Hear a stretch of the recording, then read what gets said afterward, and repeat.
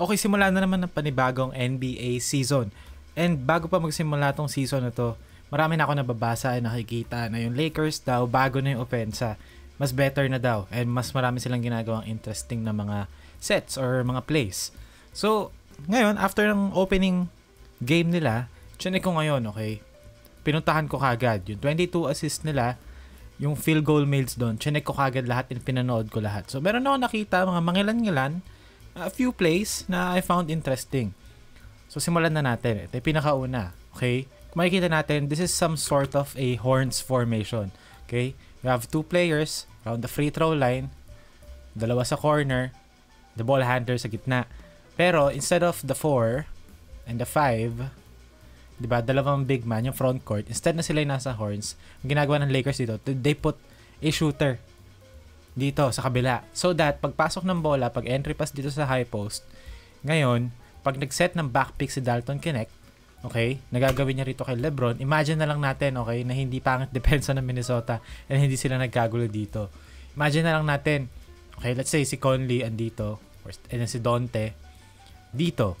Okay, so now, bakit magsaset ng back pick si Dalton Knecht for LeBron? Pwede namang 4 na lang, power forward na lang, di ba? Mas solid mag-set na screen yon, mas bigger body, mas malaki, di ba? Ba't hindi na lang yun yung mag-set? Bakit si LeBron, yung 4, yung sinesetan ng pick ng gwardya? Kasi Dalton Knecht is a shooter. Though yes, right now, hindi pa ganong pinapakita ni Knecht, and hindi pa siya ganun talaga respetuhin ng defense. Siguro, game 15 to game 20, mas madikit na yan, mas dinidikit na ng defense yan. So now, kasi, let's say, for example, okay, yung tao ni Knecht andito. Okay, magsaset siya ng pick, back pick for LeBron na kumakat sa basket. Of course, yung tao ni LeBron nakadikit din sa kanya. Which is, kung iisipin mo, mas madaling i-target sa screen. Kasi mas madali mo mananavigate at sa screener kung sino yung i-screenan mo. So now, kung yung tao ni Knecht nakadikit sa kanya kasi shooter siya, let's say, for example, okay, nag-gain niya na respect from the defender or the defense, the NBA in general, mas nakadikit na yan ngayon. So, ngayon, kung yung tao ni Rui Hachimura andito, yung low man, yung backpick ni Knecht, okay, malaki yung space na maibibigay for LeBron kapag kumatch siya dito. Kasi once itong player na to matanggal sa action, okay, ngayon, ang laki ng space dito sa ilalim.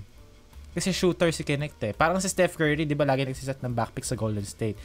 And now, dito sa play na to, okay, hindi pa ganun nag-materialize. Pero kita naman natin na even though hindi pa ganong nag-materialize, ang laki ng space sa ilalim na kung na-seal man ni LeBron properly to and si Dante hindi naka-recover and nakita ni Jackson Hayes na meron siya sa ditong option sa ilalim, ang laki pa rin ng space na na-generate ng Lakers dito for LeBron sa cut niya.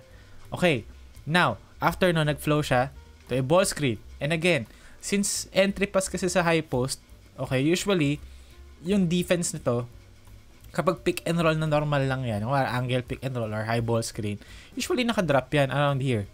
Diba? Minsan, pagka set na screen from here, okay, umaangat yan dito, nagsha-show ng konti or nagda-drop lang sa level ng screen. Pero since entry kasi siya sa high post, for quite some time, okay, habang nagde-develop yung play, ang point of attack dito ng Lakers si Jackson Hayes. So as a defender, kailangan mong i-pressure yan para hindi siya makapagbasa ng maayos. Kasi yun yung maling minsan iniisip ng mga fans na pag papasa lang naman yan, wag mo nang bantayan. No. Pag actually, mas pinapressure mo yung point of attack, okay, yung may hawak ng bola, yung gumagawa ng desisyon, mas na-delay mo yung decision making and yung possible angles or opportunities na pwede niya makita. So dito, since pinapressure siya ni Naz Reid, nasa taas si Naz Reid instead of dropping sa paint. So now, pagkadaan ni Dalton Knecht sa screen, nag-go over against si Mike Conley. So ngayon, si Naz Reid, kailangan niya mag-step up dito. So ngayon, ang mangyayari, 2 on the ball. Okay, so ngayon, merong space si Jackson Hayes to dive to the basket. You have a shooter sa ilalim, you have LeBron sa dunker spot. So 3 Laker players, okay, versus 2 Minnesota defenders. So dahil sa action na yun, nakapag-generate sila ng advantage. And now, hindi nag-commit si Randle. Okay, so libre ngayon si Jackson Hayes. And yun yung maganda kasi rito eh. It doesn't require a lot of hoping. Okay, hindi mo kailangan maging sobrang skilled in terms of creating something out of nothing. Okay, you just play basketball, you make the right reads, and alam mo yun, execute. So kumbaga, hindi kailangan maging Dwight Howard na Jackson Hayes sa possession na to. Kailangan niya lang dumive. Kasi pag dive niya, advantage na yon for the Lakers. Okay? Kumbaga, even though hindi ganun ka-deep yung team nila, the fact that they're executing, okay, gives them a chance or a better chance. And dito naman sa play na to, ito yung tinatawag na Finland. Na-mention to ni Redick and LeBron sa podcast nila before. So, similar concept, okay? Again, pero instead na i-entry sa kanya, okay, magba-backpick dito si Dalton Knecht for LeBron James. And now, kung makikita natin dito, okay? After mag-set ng backpick ni Dalton Knecht, okay, i-switch ngayon to ng Minnesota. Kaset ng backpick, there's going to be a down screen from Jackson Hayes to Dalton Knecht. And now, since si Jackson Hayes kasi involved siya sa action, okay, and nag-set ng backpick si Dalton Knecht, which again, is a threat. Okay, LeBron, threat siya to the basket. So, si Rudy Gobert, andito siya ngayon sa ilalim. Diba? Kabaliktad nung kanina. Ngayon, instead of the big man being here, okay, nakadrop ngayon siya dito. Kasi of course, you have to protect the rim. And dahil doon, kapag pagkaset ng down screen ni Jackson Hayes for Dalton Knecht, okay, nawala sa action si McDaniels because of the screen. Ngayon, it's Rudy Gobert essentially versus Dalton Knecht sa top of the key. So, wide open 3 na na-generate nila because of a back pick again. And again, di ba? Ang ginawa lang naman ni Dalton Knecht dito, nag-set siya ng solid screen. Okay? Ginandahan niya yung timing niya, ginandahan niya yung gather, open 3. Okay, hindi mo kailangan mag-dribble for 10 seconds, hindi mo kailangan maging hooper, kailangan mo lang mag-basketball and gumawa ng tamang reads, make the little details, di ba? Gawin mo yung tamang screen, tamang timing, tamang read. And again, dito, they do the same thing. Okay? Davis, Knecht, Reeves sa tuktok. Okay? Instead of an entry pass sa high post, okay, 2-man game between Anthony Davis and Austin Reeves. Tapos, all of a sudden, si Dalton Knecht, okay, mag-i-Spain dito. Supposedly, dapat magsaset siya ng backpick, pero si Rudy Gobert kasi nasa ilalim. Dapat kasi ang seseta mo ng backpick dito, yung tao ni Anthony Davis.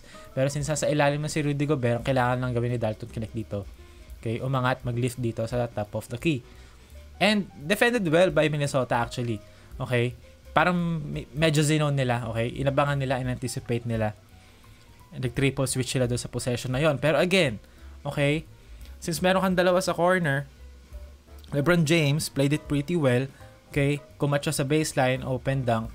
And again, simple basketball. Execution lang. Hindi mo kailangan maging hooper. Kailangan mo lang ng IQ, tamang timing, tamang reads, tamang vision. Okay, dito naman Iverson cut. Okay, dalawang screen for Austin Reeves. This is an Iverson cut. Pagkatapos sa Iverson cut, okay, AD will then set an away screen for LeBron. Nasira yung footage, pero yun talaga yun eh, okay? Shot siya ng away screen. Okay? Screen the screener, kumbaga. Para lang, si Rudy Gobert, again, mag-camping dito sa ilalim kasi ino-occupy siya ni Anthony Davis. Okay, now, pupunta kayo si LeBron, okay? Ngayon, si AD andito, again, within the vicinity of Rudy Gobert. Ngayon, si Rudy Gobert, instead of dropping, since si Anthony Davis pupunta na siya sa loob, nag-empty side 2-man game na itong dalawa, magkakaroon ngayon si LeBron James ng driving lane or diving lane rather, kasi pick and roll, to the basket. So now, mapipersa mo ngayon yung Minnesota or si Rudy Gobert to guard 2 Laker players, which is AD and LeBron. So now, pocket pass. Now again, Rudy Gobert nag-commit kay LeBron James, which meant, libre ngayon si Anthony Davis sa lob pass.